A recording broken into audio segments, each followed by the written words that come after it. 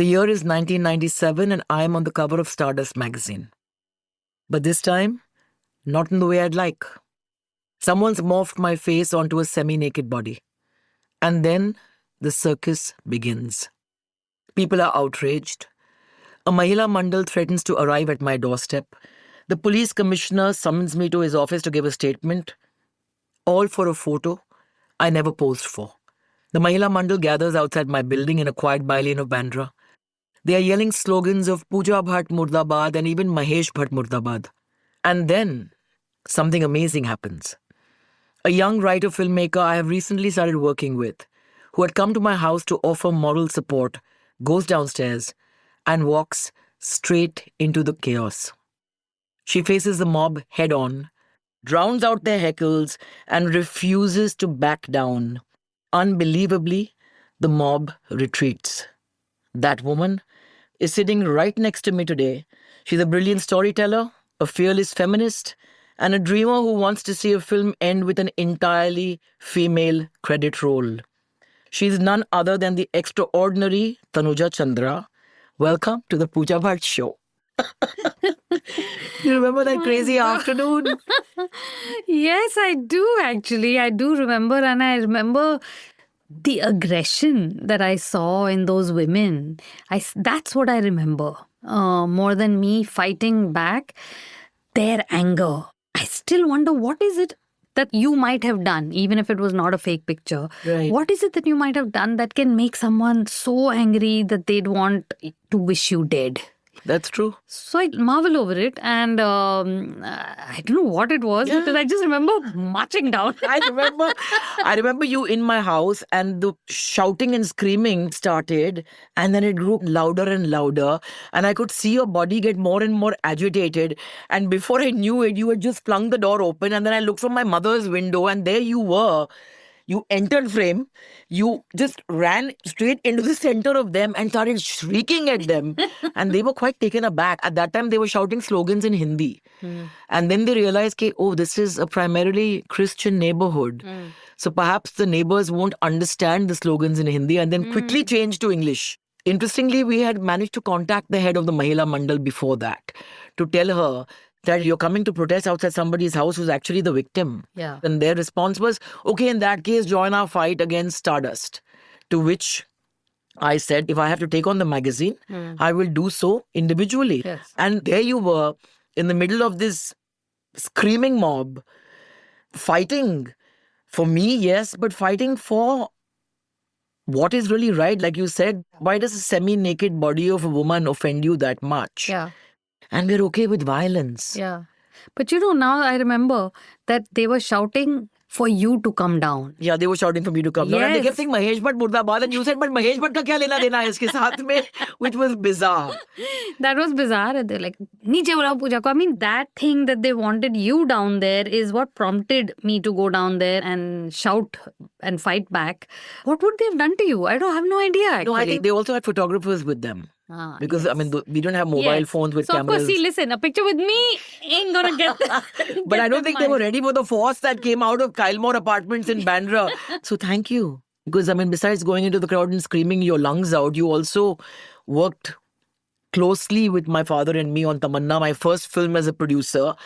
And you were also in one of the last shots of the film where finally the father who wants his daughter dead when she was born doesn't manage to do so then, but then decides to kill her when she's an adult. And there's a mob that's assembled. We placed you in that crowd, and you leaped out of the crowd and onto this actor called Chopsy and attacked him. Do you remember giving that shot? I don't. You don't remember giving that shot? No. You just went for him. Chopsy is quite a large man physically. I remember him being extremely startled with that reaction of yours, and we've kept that. It's in the film. That's So amazing. you got to go back to YouTube and watch yourself Yes. in that. Yes. That pretty much defines your personality, where you just go for the jugular without worrying about what the consequences are going to be.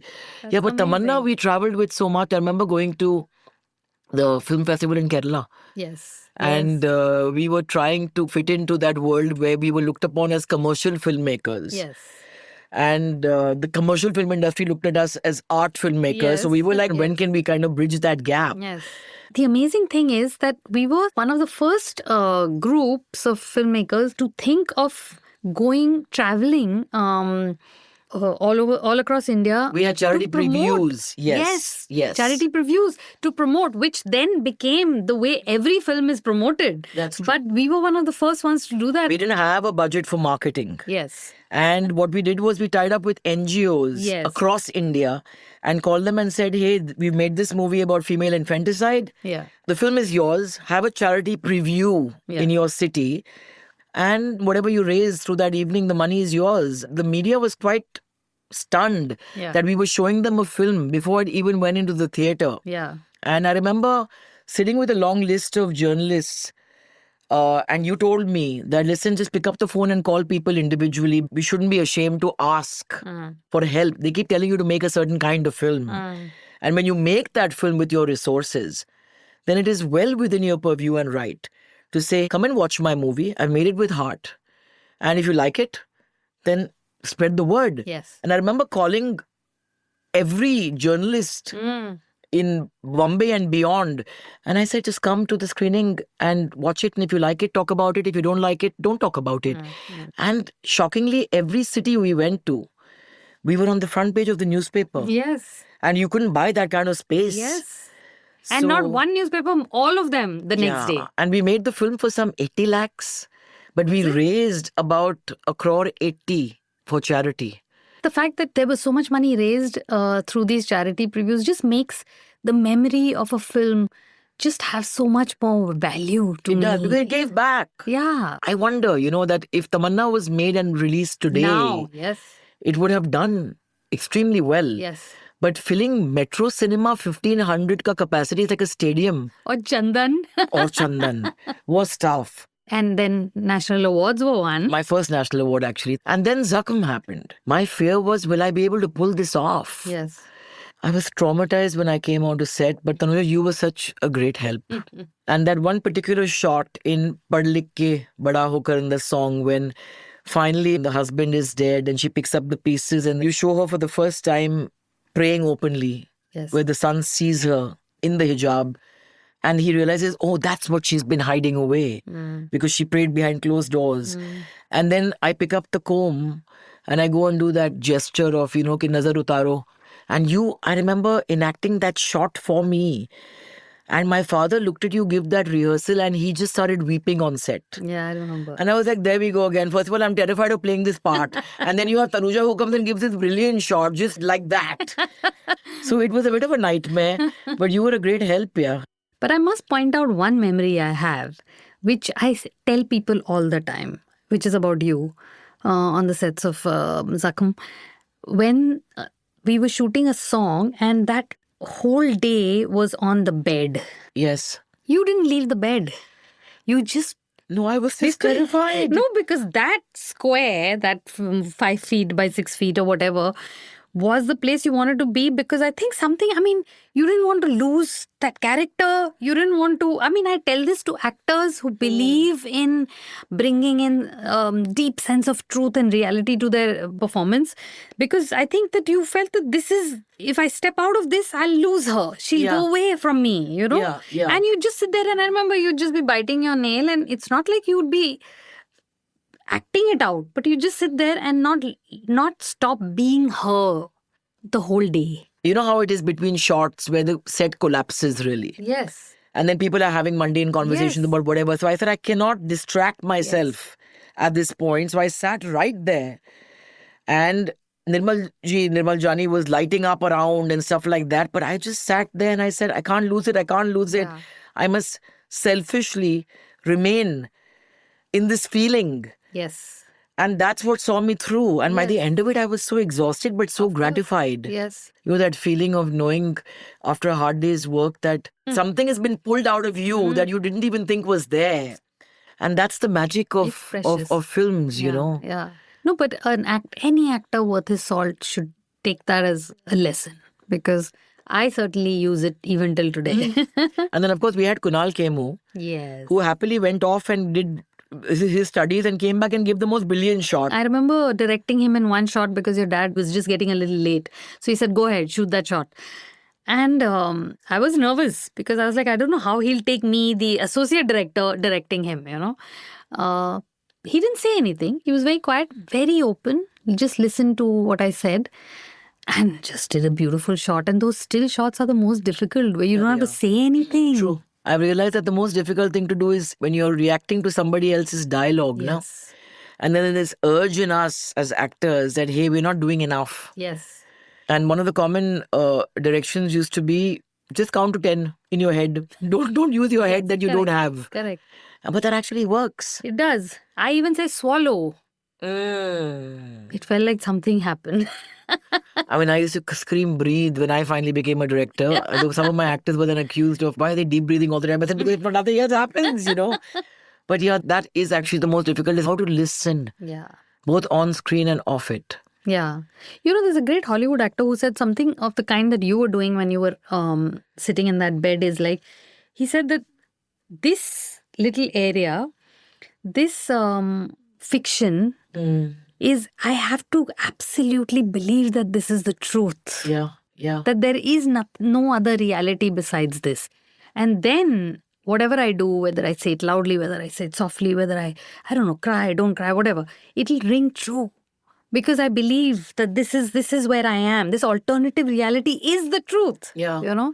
So that's what you were kind of also doing in that bed. I mean, I remember that really, really clearly. I think we picked the unit right. It was sensibilities that were cast. It was not necessarily that you're the most talented person in the room, but you are somebody who's right for this film. And the music, Tanuja, it was magic to see you, my dad, Bakshi Saab. Yes. And MM Cream. Yes. You had this really unique relationship with Anand Bakshi Saab, who is a legend. Yes. And a man of very few words. Yes. And doesn't want to speak to the average person, rightfully so.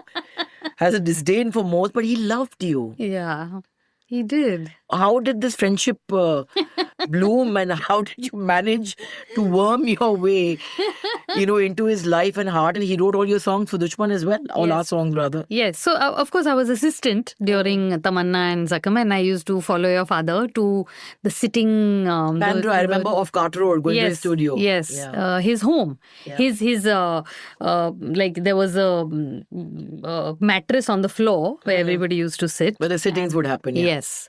And he had a picture of Galib on the wall behind him where he used to sit. He and I, our interactions were few at the time. I mean, your dad and he would talk more. But I guess he could see, similarly, I think Yash Chopra. I shot an interview between Yash Chopra and your dad. And it was wonderful. One great director talking to another great director about their careers. Then later on in the evening, I remember your dad telling me that he says, "Achhi thi shooting. Wo ladki kaun hai?" Yes, she asked. Yeah. So it was just something, I mean, of my nature of, just sort of quietly running around, doing the things, wanting more, needing to make everything work nicely is... Bakshi Saab was a very, very sensitive and smart guy. So he obviously picked up something. Right. But when your dad said, go meet him for Dushman, I was shit scared. I was really scared. I said, oh my God, I don't know if I can do this. So the first time I actually called up Bakshi Saab and I lied. On the phone, I said, Bakshi Saab, meri tabiyat theek nahi hai. So I can't make it today. He said, acha, theek hai. To jab theek ho jao, tab aao. Then the second time, after a few days, I said, how long can I be sick? I have to go. So I went to his house and he had this large brass tray filled with medicine, pills. And he said, "Aao baitho, batao kya bimari hai?" That's amazing. Yeah. And of course, I couldn't tell him that Bakshi Saab, there was no bimari. It was just the fear of meeting you. Yeah. So I said that, nahi, Bakshi Saab, abhi theek hu and all that. So he said, chalo sunao. So he was really warm. And then I did a long narration. And even then, although my Hindi was good, but English is really the language that I slip into to really express myself. Because you think in English. English is how I express my soul, actually, So while I'm narrating, I'm thinking he must be thinking that, what's this girl giving me half an English narration and all that. And it was like over an hour and a half. And when I was done, then he's like, "Achha, chai piyogi," and all that. So I said, "Ji Bakshi Saab." Then he said, "अब तुमने मुझे ये सब तो सुना दिया, गाने कौन लिखेगा?" I said, "आप ही लिखेंगे." और कौन लिखेगा? So he said, "अच्छा ठीक है, जाओ देखता हूँ." So he gave me the feeling that he may or may not write actually. Then 2 days later he called again and this became a thing between us. I mean, I just loved that man. He would say, "Tanuja, aaja." For the first song, which is all that we had planned to work on, he had written 15 antras. 15? Yes. I mean, today, if you ask somebody to write 2, they'll take time and they'll think. He had 15 antras and he was just reading one after the other. Then very, very sort of full of fear, I said, "Bakshi Saab, these 2 lines are really good. और ये 2 line बहुत अच्छी हैं. You think it's okay if we mix?" He said, "बिल्कुल ठीक है. हम गाना लिख रहे हैं, चांद पे थोड़ी जा रहे हैं." Wow. And so he actually made me feel like I was not a debutante, that I was a director Right. whom he valued and who had her own thoughts. I mean, he made me feel tall. Right. And I just will always be so grateful for that because as I went along, it's been a tough ride in the film industry and there are many who won't do that for Correct. you. So he's one I treasure just for that. And the second time, of course, I called him for Sangharsh and for the songs, he said, "Tanuja, bura mat manna, but मैं नहीं लिखूंगा." I said, "Why, Bakshi Saab?" He said, "Mukesh Bhatt बहुत कम पैसे देता है." Well, And so I couldn't hold that against him possibly, right? no, Because none of us can. So yeah, Bakshi Saab is so dear to me. But yeah, you were talking about the journey that I've had with him, which of course thankfully started through your dad, with Tamanna and then Sakham and then Dushman. And I stayed in touch with him over the years. But what you said is so important is that the greats of this business are people who make you feel tall, make you feel worthy. Otherwise, at this point of time, I think what we are lacking is grace Yeah. and generosity. And what we finally work for is for someone to acknowledge us. Yes. And more than the audience, I mean, the audience is very generous. Yes. Even when they hate your film, they're generous Yes, with their, yes. criticism. But when your own brethren, when people from within the community notice and acknowledge the journey, that really means so much more. Yes. And really, that's all you need. 1 or 2 people holding your hand because it's an absolute unknown that you're entering into. You do not know. In fact, Bakshi Saab told me, "Tanuja, किसी को कुछ नहीं पता. जो दिल में है वो बनाना." You know? Correct. Because you just don't know, no, what will work, what will touch people, what will make them laugh. It's a business that has absolutely no, like, all the mathematical calculations can fail. Yeah. And something that you made that you never thought will work can work. And it'll touch people in some odd ways. It's unpredictable. In that kind of atmosphere where for which there's no blueprint because it's people's opinions after all, their feelings. There's no way to measure that. Stories that you tell with your heart, where you put everything that you've got on the table. At that point, it might not make you that cash, but then it sustains and feeds you in the long run. Yeah. That longer shelf life is something that we were always committed to, as opposed to the viral mindset. Yeah. That, like soda water. Because what you remember is not how well it did or did not do at the box office. What you remember is the way the film made you feel. Yes. And even with Sur. Yes. Sur at that time didn't do too well at the box office, but the music was outstanding. The music was a hit on day one. Yeah. You came to me with Sur and you said that, "Hey, I have a producer, PNC, Pritish Nandi's company." And I said, "But then how do I figure?" And you said, "No, they want to work the studio system where they will then give the film to a company like yours to put together and bring in within that budget." Yeah. And that was actually the first time in India that somebody had actually worked in that manner, because otherwise we work traditionally where, who owns the IPR and it's all about the IPR. But here, Fisheye Network, my company, making the film for them with our skill and then delivering to them, and then they in turn would then release it. Yes. So you gave me my first job actually with Fisheye. And we had a blast making Oh that my film. We had such a good God. time. Oh my God. Every bit of that I remember so dearly with such fondness. Yeah. Of course, starting with Kirwani ji making such beautiful music in that room of yours which had yellow walls and those Yes. black and white large photographs. Yeah, it was a very colorful office. Yes. And then we decided to cast Lucky Ali. Yes. I think it was my dad's suggestion, but he said, why don't you look at Lucky? And both of us looked at each other and we were like, Yes. oh, what a gorgeous man. Would he be Yes. open to doing it? Yes. And then we called him and he was quite amused. Hmm. And he said, yes. I remember you just saying that nobody else in the world but Cream could do Yes. this. Yes. And he just gave us the most Oh my God. outstanding soundtrack. And Abhija, my favorite song, Yes. which was meant to be the song because the story was such that Yes. finally the teacher steals from his student. Yes. And we kept wondering that, oh my God, we've got 1, 2, 3, 4, 5, 6, 7 great songs. How are we going to better these? And we were in Ooty shooting. You had already left for location. And I was waiting for Lucky to come downstairs. And I got into the car with him. And at that time, Marika came running and said, the tape has arrived. Oh. So we played the tape in Lucky's car. And that's the first time I heard Abhija.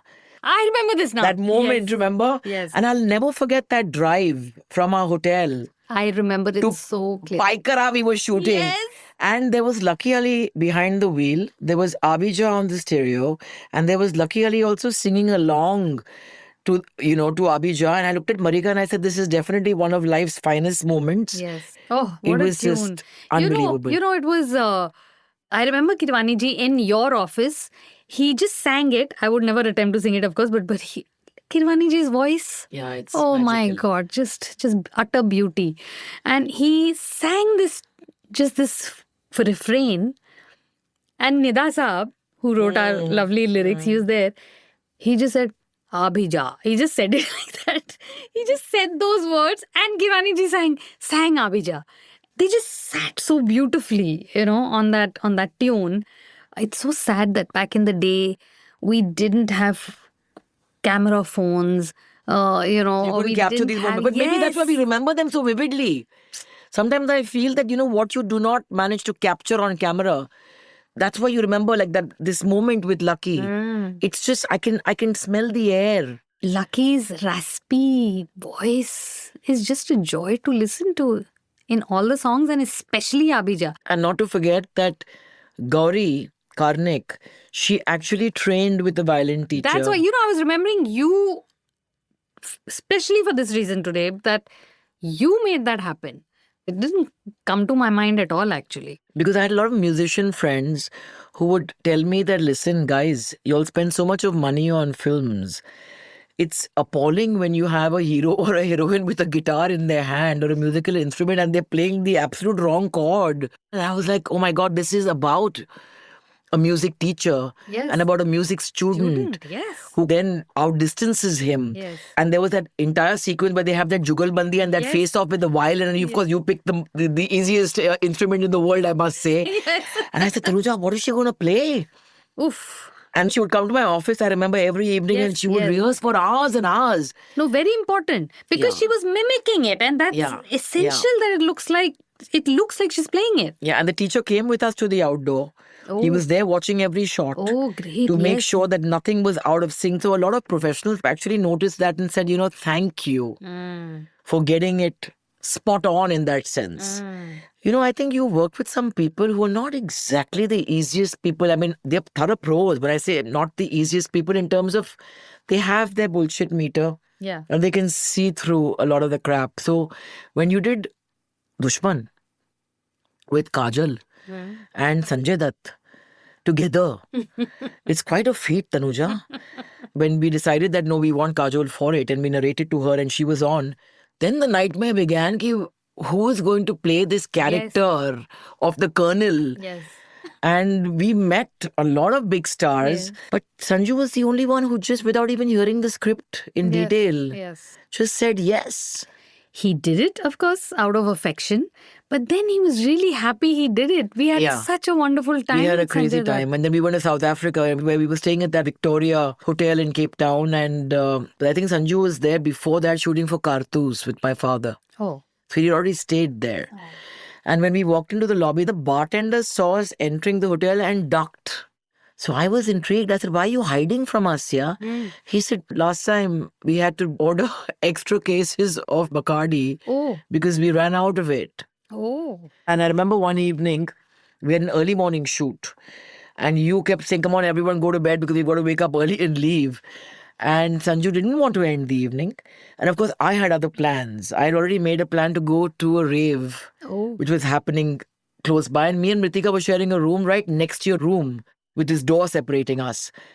You went up and Sanju was also loitering in the corridor and you said, Sanjay, that go to sleep. So he came into your room and he was talking to you. And I was in the next room trying to overhear. Okay. Saying, okay, has he left her room? Has he gone up or is he still there? And I went to the door and I put my ear on the door to hear your conversation. And suddenly the door was flung open. And I fell into your room, and you who were screaming at him before that, you just burst out laughing. And he said, oh, you're kind of snooping and you're trying to hear. And I said, no. And then you told me what happened inside where he was sitting there and talking to you. And suddenly he said, Pooji. And he just had this sixth sense. And just got up and went to the door and threw the door open. Oh my God. That was the end of my rave. I couldn't go nowhere. I had to go to bed. You guys were badasses and you guys were terrible. We were. But then if you're bad, you should be bad properly, na? Yes. So, and now one is, attained sainthood. And, you can see the halo around my head. Now 9 years sober and all of that. Who would have thought? Lovely. It was crazy. Yeah. But talking about Dushman, I think one of the most outstanding performances was Ashutosh Rana. Yes. And interestingly, we had cast another actor for that role. And then we saw him in Gulam in that one scene. And then we just mutually decided that no, we need an actor of his caliber to pull off this part. And you created one of the most creepy, frightening villains of all time. And he swept every award that year was his. He just surrendered to you completely and was so unafraid to be wild. Ashutosh Rana was just a pleasure to work with because sometimes I had to actually tell him that hold back a bit, because he was so free with giving himself out in the shot. You know, for me, it was actually very clear and simple. As a director and as a woman, I can't stand this character. I hate him. There is nothing in him that is salvageable or redeemable. And this is the way I look at him, and this is the way the movie looks at him, which is to say that we didn't romanticize him at all. Absolutely. I mean, there's one passing shot I remember. And I think Ashutosh Rana was such a fine actor that he did it perfectly, was that he's just walking, like a sabzi mandi market kind of thing. And he just walks past a thela where he just picks one tomato from there, walks with it and starts eating it. He doesn't feel the need to pay for it or to compensate. Acknowledge that he needs to pay for it. Right. That's what his entitlement is. What he wants, he gets. And he's very hardworking, tireless. And he's quite courageous physically also. I remember making him run after when the police are chasing him, dogs are after him. And I remember making him run in one of, I think, Kamalistan studio on the roof. He just ran right across it. No harness, nothing. He could have harness in those days, hardly. Yeah. And then I remember, which is a really funny memory suddenly when I mentioned dogs, that when I had to frighten Vani for a shot and she just wasn't getting frightened enough. And then I was barking like one of the dogs. You're kidding because me. Just to tell her that there are dogs barking, didn't do it. I was literally barking, and that was so frightening to her. She was so taken aback that I got the shot. Yeah, because I think what I can vouch for, though, is that you have a gentle voice. Yes. And I know how high that voice can actually go when you need to pull an emotion out of an actor. Yes. I don't know where that energy comes from, Tanuja. It's quite nuts, actually. Yeah, it's the hunger is feeding itself in terms of how much I'm enjoying it and loving it, and I want to do more and more and more and more. That's where the energy is coming from, because it's like a trick I learned from your dad, which I'm so happy I observed him, is to say action in the tone of the scene. That's so true. So if it's a gentle scene, say action.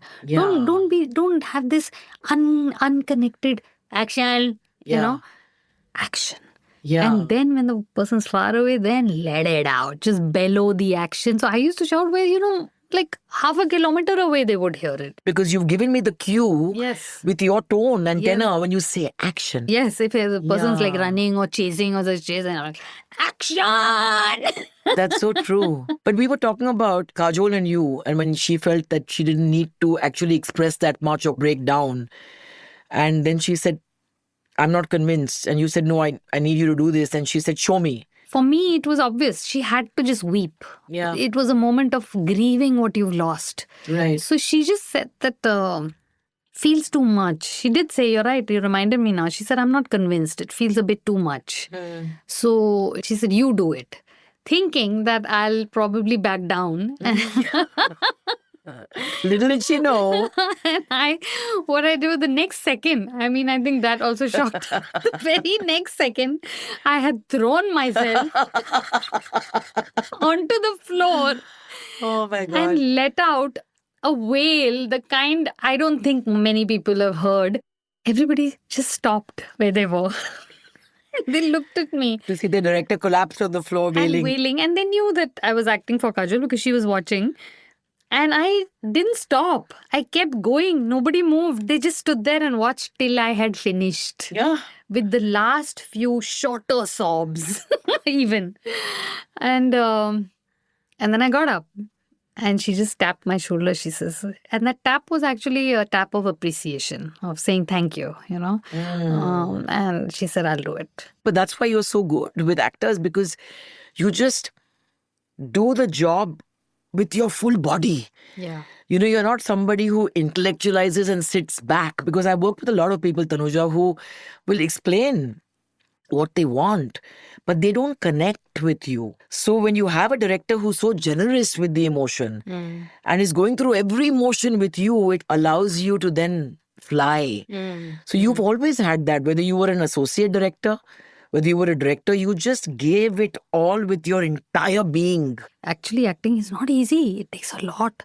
But my mantra is on the set is feel. Feel. Feel. Yes. And one actor actually turned around and said, I'm feeling, I can't feel anymore.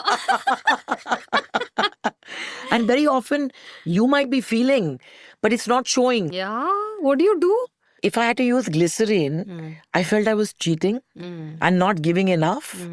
But then I remember Anupam Kher telling me, he said, Pooja, you're feeling a lot. It is not being communicated. And very often you need that kickstart, So don't feel like you're cheating. Yeah. In those days, a woman director Yes. was in itself a exotic animal in the zoo.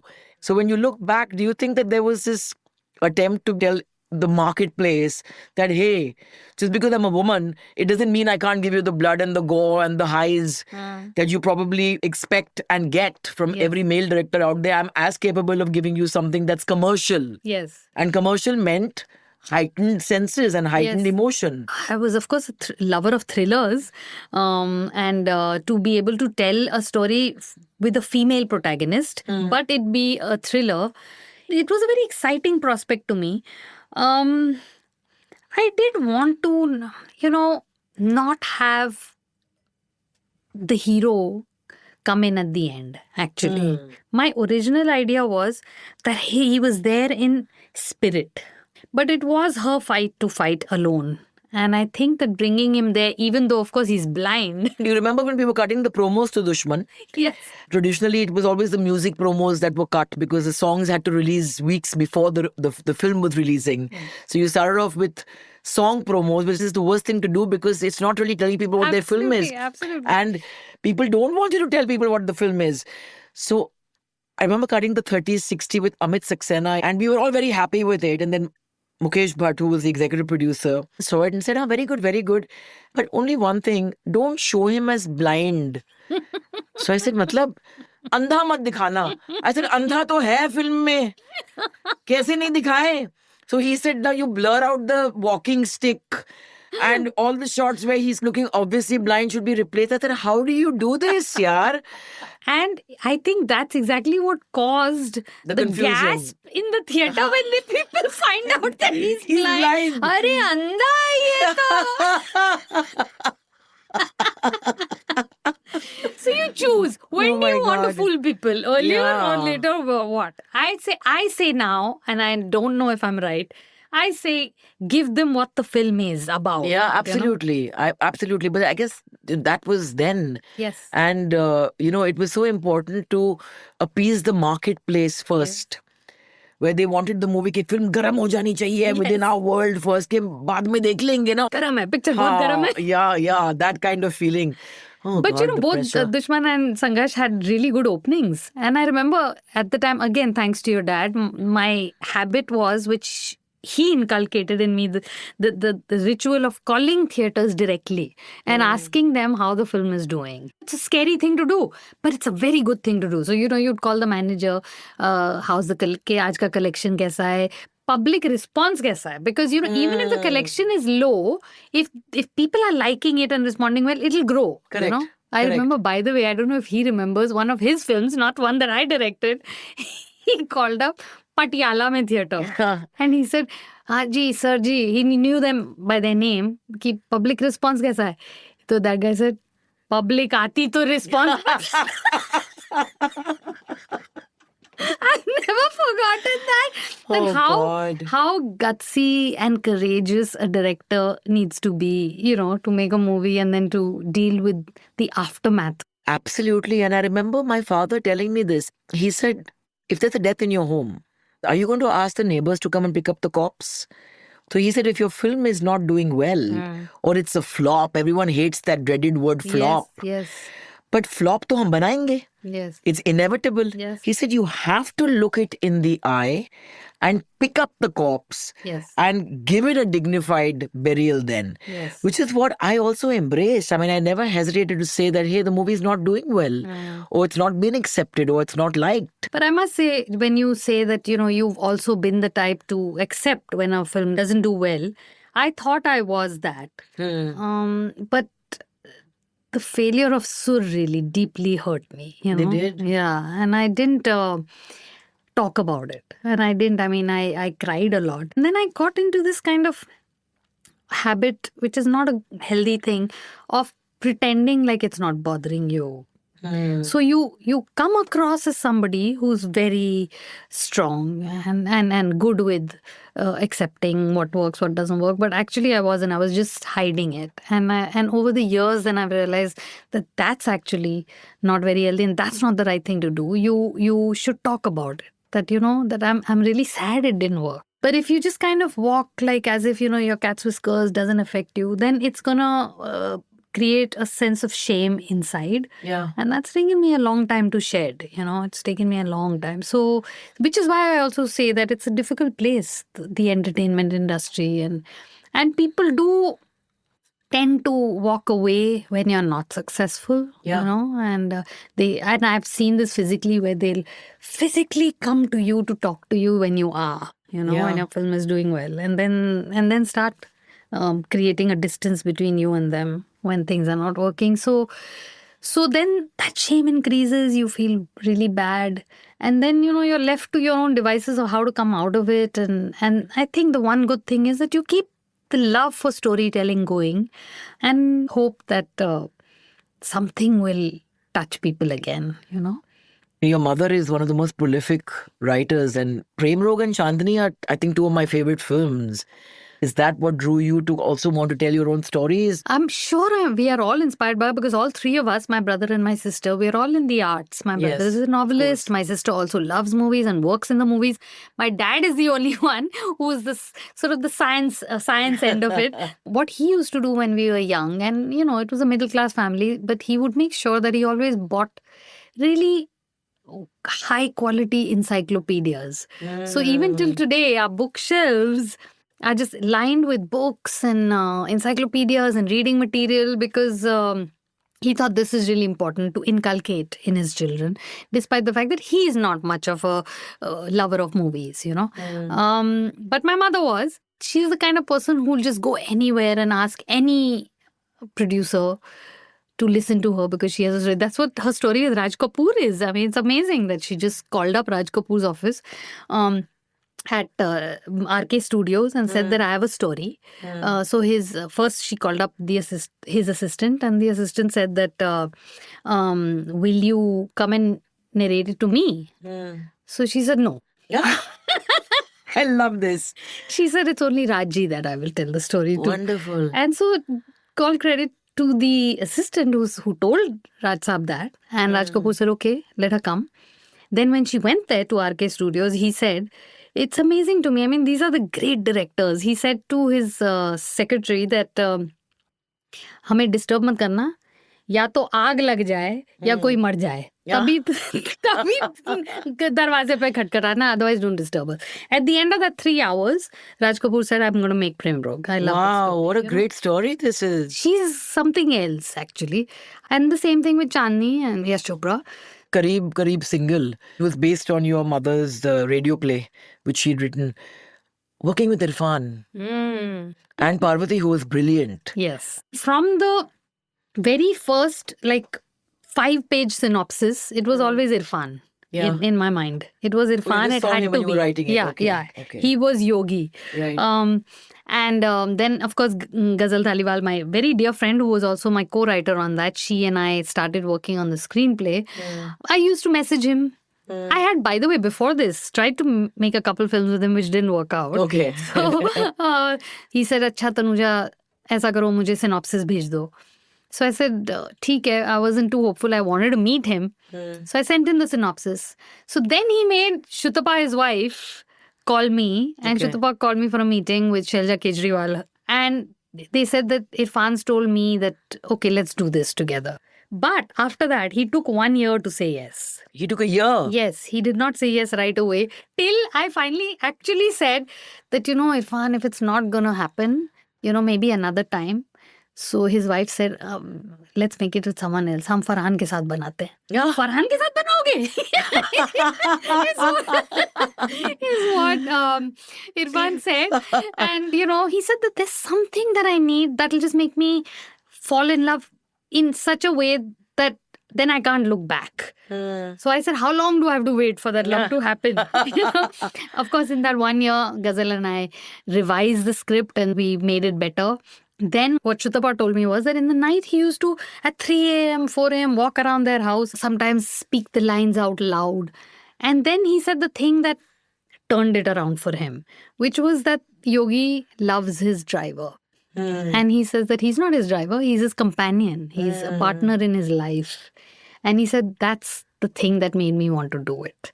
Actually, we had another actor for the female role, which didn't work out. So, and I met quite a few for that as well, by the way. I've actually met a lot of actors, actresses and actors, and heard no's. Lots of them. So, Parvati, it was so amazing because I didn't think the producers would say yes because it was she's a South actress who's never done a Hindi film. But again, all credit to Z Studio for that. They said, yeah, interesting, let's do it. And so we went to Kerala, met her, she liked it. And what was interesting was that not only are these two people sort of different, whatever, physically they look different, but they're also from two completely different parts of the country. Yeah. And they speak different languages. They're different in their culture. That difference is actually a true difference rather than what rom-com often pretends to be. The two very different characters. Absolutely. Here it's actual. My DP Ishit Narayan, who's also a dear friend, he had shot National Geographic documentaries. And so that's the vibe I wanted, like a travelogue. Practically all of it is handheld. And because of the feeling of, journeying, moving. And then, of course, lots of locations, but really good fun. And this is the kind of stuff I love. Now, again, this is something, and producers tell me even now, that even the producer of Kareeb Single, so much of it could have been done on a set. It would have been cheaper. We would have saved money. But, I'm telling you, and this, you might feel that this sounds a little too romanticized, but the air of where you are. It affects the actors. It affects the scene. It is not the same as being in a set. No, I There agree is with you. something. Yeah, being on location being is on is a location, different vibe. that's different. And of Yeah. course, the light falls differently and the sounds are different, you Yeah. know.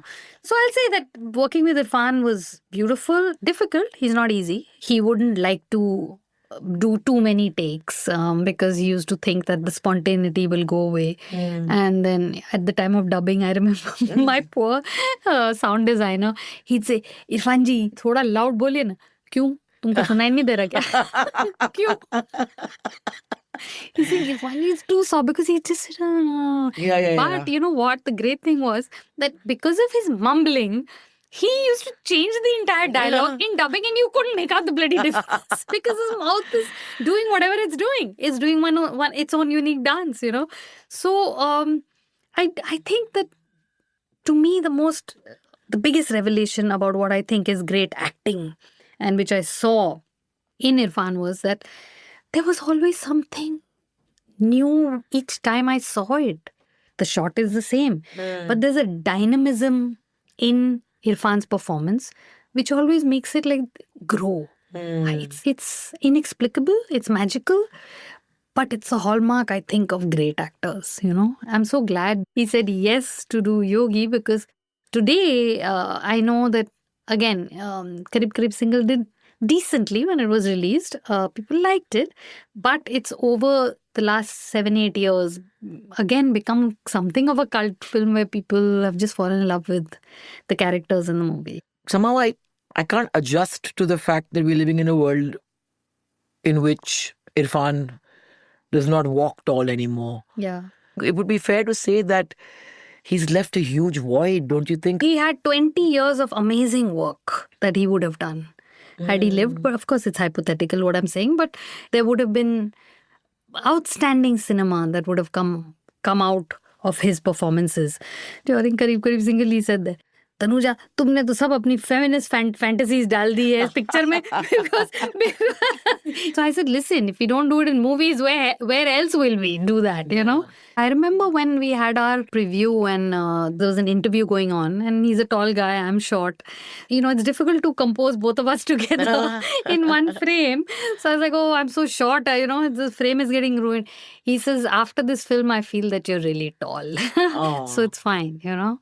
Yeah. And so that was really good to hear from him. And I do think I appreciate greatly that he spoke up for equality. He spoke up, you know, for justice. Yeah. Spoke up very fearlessly about what's wrong in our country and any kind of bigotry, any kind of injustice against a community. He was really... In fact, you are somebody who has fearlessly and without any hesitation spoken up, especially in recent times, about the genocide that is playing itself out while the world just watches. Yeah, so actually it makes me think maybe that's why also I veered in the direction of your dad so naturally because, you know, he stands for the same things that I stand for. And right from childhood, I mean, this is an absolute, I don't even know how to describe it, that it pains me when there's racism and bigotry and I cannot bear it. That you should look down on someone, hate someone because of the color of their skin or because of their religion. What has happened in the last 2 years has actually made me do a deep dive into studying some histories. And I do feel that we've all been misled in a very big way where so many cultures, brown cultures, black cultures, Arab cultures have been made to feel like they're uncivilized. For me, it's now a drive to appreciate all those cultures that have been stamped upon.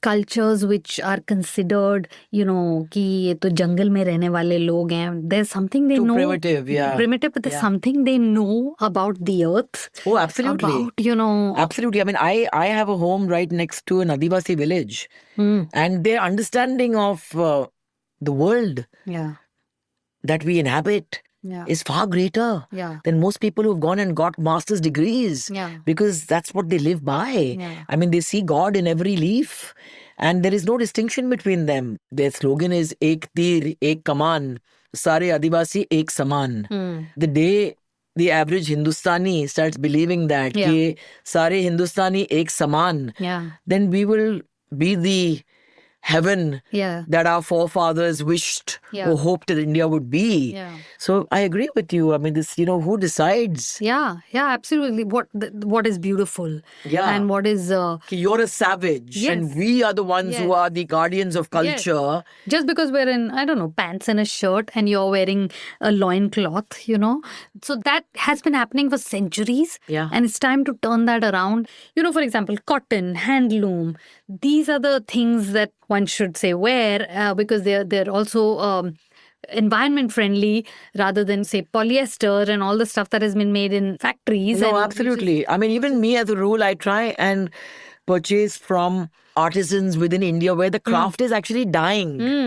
Because I feel that somewhere you're keeping an artist alive. Yes. And that's so important as one artist to another. We need to support each other. And So, yeah. rediscover the beauty that has been there, which we were told is not beautiful. Say, for example, the Paisley design. It was taken over by the British. Oh, yeah, brought chintz into for their that matter. clothes. Exactly. Yes, Absolutely. yes. So we thought, now. Or very recently, the Kolhapuri chappal. Yes. Oh my God, and I've always loved Kolhapuris. Yeah, me too.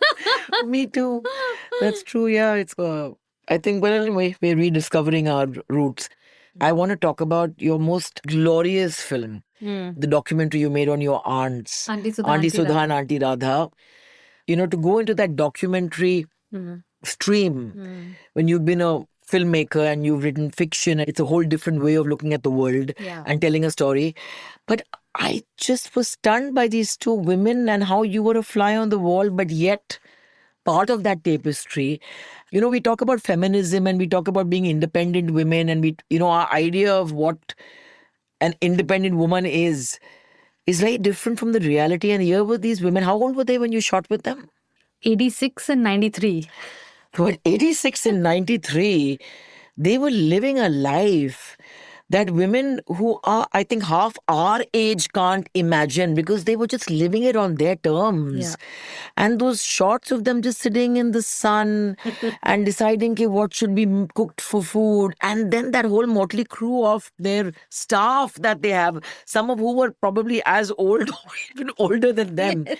It was the most fascinating film. So actually with Auntie Sudha, Auntie Radha, we've traveled the world over to festivals. And it's been beautiful because actually everybody just says, oh, this is like my nanny. This is Yeah. like my aunt. Like my, there's just absolute relatability because relationships are basically the same with elders, and you love them. And in fact, one after seeing the film said, I'm going to go see my grandmother. I haven't seen her in a long time. And the very next day she went to visit her grandmother because she felt that, which we all do, we tend to just neglect the people. And my buas used to call me every year, come see us. I never did. Yeah. So I feel absolutely privileged that I got the chance to make this film. You shot it over how long? I mean, how long? I mean, So we were there 10 days, not very long, but we had about 20 hours of footage. Right. Because morning to night we'd shoot there with 2 cameras.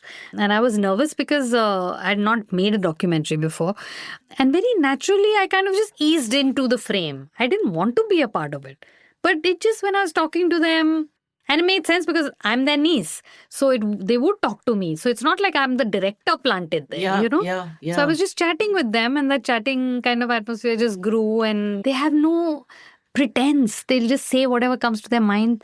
They don't care how they look. They're no longer conscious of their wrinkles or of, anything. It's a really liberating experience when you are not bothered about how you look or what you say. It is. No doubt about it. Yeah, and surrounded by help that is your extended family.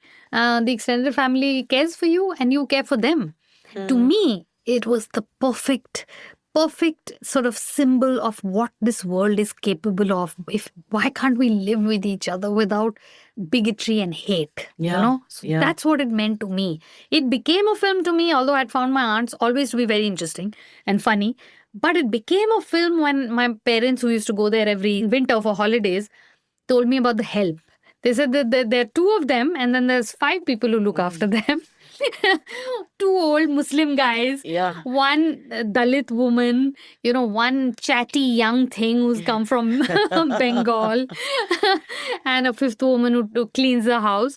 And they give them plots of farmland Yeah. and whatever is grown there. So it's this mutual sort of loving system, or even not, even if it's not even loving, it's functional, it's Yeah. beautiful. We can just be with each other. We don't have to kill each other, and we don't have to want more if we're comfortable. Absolutely. Absolutely. So I think that's also something which, without waving a flag about it, in a simple manner put forth in the story. What was their reaction when they saw themselves in this movie? Were they amused? So the reaction was absolutely average. they just shrugged. हाँ ठीक है. मतलब, they couldn't see the point of making a movie on them to start with. And after they saw it also, they're like, okay, it's okay. They didn't care much. But the younger Bua did say that she said, Tanuja, तुमने हमको अमर कर दिया. Oh, lovely. Yeah. And I did tell her that Bua, my name is always going to be on that film. Who's the one who's made the other person immortal? You immortalize me, not the other way around, If I can have quarter of this gumption when I am even close to that age and live life on my terms at my farm this way, Yes. then it's a full life. Yes, It's absolutely. a life that has been lived really well, Because, they were bitched about also by others, I can imagine. Yeah, saying that, oh, wo to udati rehti hai Yeah. paisa and all. Why not? Why not? Why shouldn't they? Absolutely. Save it for you. Why? Yeah, true. So they lived at least at the ends of their lives the way they wanted to. Amazing. You wrote a very moving post when you went to Busan. I remember you were there Yes. with Wedding.com. Yes. There was something about the country and the culture that left a mark on you. I absolutely loved it, and I can't wait to go back. The thing that really deeply touched me was that this is a country that has seen so much pain and war and loss. I mean, just a few miles away are their own relatives in North Korea whom they Yes. can never meet. I think that they truly understand loss, and they have been one of the first countries to stand up for Gaza and Palestine. There were protesters who would speak up for them and say that this apartheid needs to end. So I think that it came from their own lives, and it's so great. My personal theory is that if you go through unspeakable grief and pain, then something changes in you. There is something that happens that you can't come back from. And in the case of South Korea, they've turned it around. They've not let hatred be harbored in their hearts and souls and be able to speak up for some distant country, because at a human level, it's important Absolutely. to. I've read books by great South Korean writers, and I remember a line that broke my heart was that this female character wrote about her mother. In the 20s or the 30s. They were very poor, wretchedly poor. And she said that, I don't think I've ever seen my mother sit down, even once, I think in India, one has also seen that. There are women who just work all the time. And we must appreciate that there needs to be some, love given and some regard for that. Absolutely. When I saw your Wedding.com, was heartbreaking is that these women who have worked so hard and then are told by society that you're not complete until you find a suitable groom, and then fall for that Yeah. and are exploited at their most vulnerable state. Yeah. And then the men get away with it. And the women are called stupid. Yeah. So, it's... Like, couldn't you see it earlier? Yes. All of them felt very stupid. So they actually feel it. It's not... And they're all me. bright women. I mean, fraud can only happen to bright professional women Yeah. because they've got money. And the youngest was 27 and she was already considered past the marriageable age. At 27. Yes, at 27. So Oh, God, she's Tanuja. already desperate. Aren't the people still wanting to get us married at this age? I mean, I'm still told that, hey, when are you getting married again? Listen, I'm my like, mother again? tells me all the time. My Oh, mother- still? And she's like, Neena Gupta ने तो बहुत बाद में शादी की थी. I said, Mother, I'm okay. I'm fine. I don't have to be married. And I have nothing against marriage, but I don't have to be married. So, one day I stumbled upon her on the phone. She's talking to somebody else. Tanuja ne shaadi nahi ki. I was like, what is this tone? This bizarre tone. Oh my God. I have a plaque in my bathroom and it says, a woman who is looking for a husband never had one. So that's right there. But coming back to wedding.com, and at 27, she's told that she's over the hill. Yes. So you can imagine her desperation. And in that desperation, believing a man, I mean, where is the stupidity in that? It makes perfect sense to me that she would, because her need is so high. And then, you make mistakes because banking, digital the sort of technology. It's easy to make mistakes. I still make mistakes of, you can go wrong. Then you end up, sending money somewhere and then it goes somewhere irretrievable. Then you find out. Then you feel shame. Then you have to hide it. Yeah. Then the family says to hide it. So then you can't go to the police. The first thing that must be done to catch a perpetrator is to go to the police, So that's what I told them. I said, I'm not someone judging you in the least. I'm a fan of you. Right. I think you're a hero to come and talk to me on this show. I'm holding your hand and walking with you. So never think that you have to feel that you were idiotic or stupid. You won't at all. The blame, actually the lens of looking at it has to shift. We have to say, how could he do this, instead of saying, how could you fall for this? I blame society's pressure on women. Yeah. That no matter what we achieve, we are told that if you don't tick that box, there's something wrong with you. There's something that is incomplete. Yeah.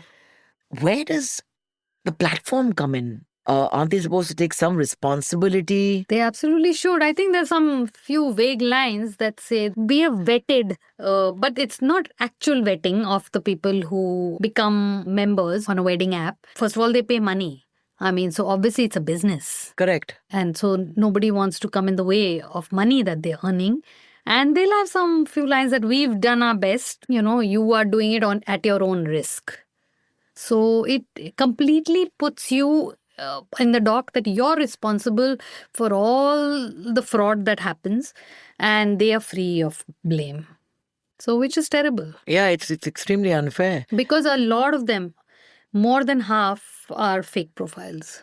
So you can imagine. Wow. We live in times of fake profiles, fake followers, fake tickets being sold in cinema halls.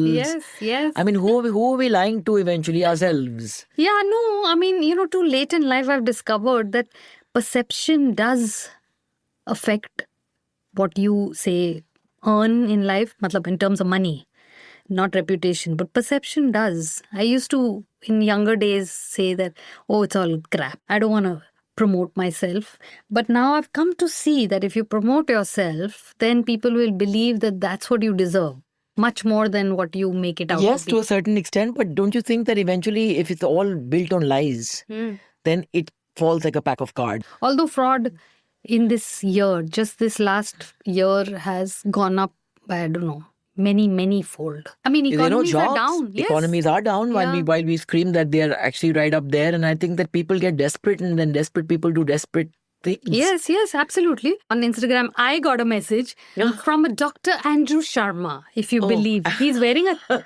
he had on a stethoscope in the display picture. I was like, really? He's like, hello, dear. I would love to get to know you. Oh my God.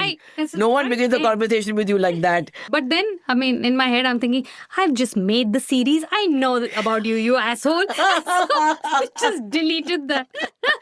Yeah, I have a simple rule. If you want to say something to me, you say it to me on my timeline so that the whole world can read what you're saying to me and I respond. Can you check your DM, please? Doesn't work with me. Which doctor wears a stethoscope? Actual doctor? It's like a Hindi movie. You want to make doctors walk around, you have to have that around their neck. I know. I like every Christian character in a Hindi movie had to wear a cross this big. Yes. But this space of the documentary, the docu-series, is something you just eased into and you did with such flourish. I mean, there was a slur earlier on that, if your script reads slow, or if your film is slow, that, the documentary jaisa bana hai. That's true. That's true. So, So which is terrible because documentary is a great format. And the Absolutely. world over it's revered, and the world over such a fantastic work is being done in it. So I love it. It's what aligns with what I feel is my calling as an artist, which is to Yeah. just put stories out there that speak about, in some way a better world. Wonderful, and lots of stories being written, fiction. Yes, fiction is written, one of which, of course, I want to have you I cannot wait. act in it. I cannot wait. I truly mean that, Tanuja. Yes, so listen, it would be after Zakam, imagine. Absolutely. I've always maintained this to my father and now to the world again. My performance would not have been the same if you were not on that set. Thank And I mean that from the bottom of my heart. So I must say thank you to you Thank for you. that. So I can't wait to be back on a set with you to just be completely deconstructed. So I think this is the right time. That's for us to be fantastic working because together. what you say is music to my ears. Also because I do think, and I'm putting this on record, that you're a marvelous actor. Thank you. Just a marvelous actor. And so that's the reason I want to do this with you. So yes, we're in the midst of writing that script and almost done with another one, but after which begins the struggle, which is to go find funding for it. Who's going to fund it? Yes. And then the funder says, actor kaun hai? Uh-huh. So then you go to the actor, then I hear the no's. Yeah. Then eventually it reaches a yes, and so then we make it. Then after the difficulty of making it is the difficulty of releasing it. And then after that, the reviews. Everybody is a critic today with that Yes. phone. Yes. So how do you then plod on? I think by knowing inherently who you are, if not the world will tell you who you are. What shall remain with me is that just tell stories to show the world as a better place and to dream that it could someday be a better place. And I think that's what our jobs really are as women Yeah. and as artists. Yes. Tough. Because sometimes our bank balances don't correspond with our dreams and our hopes and our kind of visions. But, eventually your caliber shows in how you endure the lows. No, and I've been through a long, really difficult period, and I'm happy to report that I've come out of it. Wonderful. And this is my having come out phase, and I only expect it to get better and better. Lovely. So now we're going to turn the tables. Okay. So if there's anything you want to ask me that most people would not dare, now's the time to do that. Well, ours has been more of a conversation, which is why it's been lovely, actually. So, question. Do you feel lonely? No. I used to feel very lonely in my marriage. I used to feel lonely sometimes in a crowd. But I think with giving up alcohol, my neediness as a woman, as a human being, where I felt that unless I'm not reflected back in somebody's eyes, I do not exist. That automatically went away. And I love to see people in love and I thrive on all of that. But I just don't feel the need to be fused with somebody to feel alive anymore. So today, I'm enjoying single blessedness for the first time. At 53, I'm single because I wish to be. Auntie Sudha and Auntie Radha are my, they're my aspirational icons in that sense. And if I can be like that, sitting at my farm at 92, if I make it, in the sun, enjoying the pleasures of aaj khana kya banana hai, then I think it's a life that would be full. Sure. Yeah. I relate to that in so many ways. But thank you, Tanuja. It's my privilege. Absolutely. Absolutely. And I can't wait to see more of your work. Thank and I you. can't wait to be on set with you, most Thank you. importantly. Thank you for So- both, and yes to both. And rage on, please. Please continue to just leap onto people and to collapse on the floor and inspire actors to do what they do. You're a wonderful woman. You're quite a chick, I must say. I told you that on the phone and I mean it. So it's an honor and a privilege, and thank you. Thank you so much. The Pooja Bhatt Show is produced by Mammoth Media Asia and Epilogue Entertainment and distributed by iHeart Podcasts. The executive producer is Jonathan Strickland.